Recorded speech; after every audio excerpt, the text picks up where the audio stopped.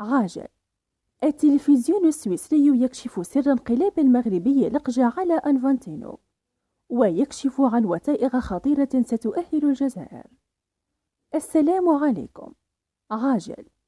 التلفزيون السويسري يكشف سر انقلاب المغربي فوز القجع على أنفانتينو رئيس الفيفا، ويفجر مفاجأة بخصوص الملف الجزائري ومعاقبة الحكم بكاري جسامة. شاهد ماذا حدث.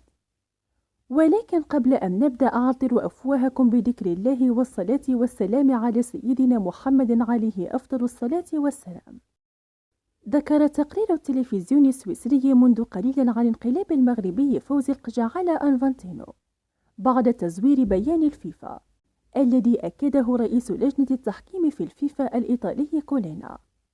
وأكد المصدر أن بعد فضيحة الحكم بكاري جسام بالأمس أمام أهل طرابلس الليبي بعد المؤامرة التي قام بها، فأصبح هذا الحكم مكشوفا للجميع، وسيفتح مجددا الملف الجزائري من جديد، وأن لديه وثائق سرية بين أنفانتينو وسامويل إيتو تدل على أن هناك شبهة فساد في هذا الملف.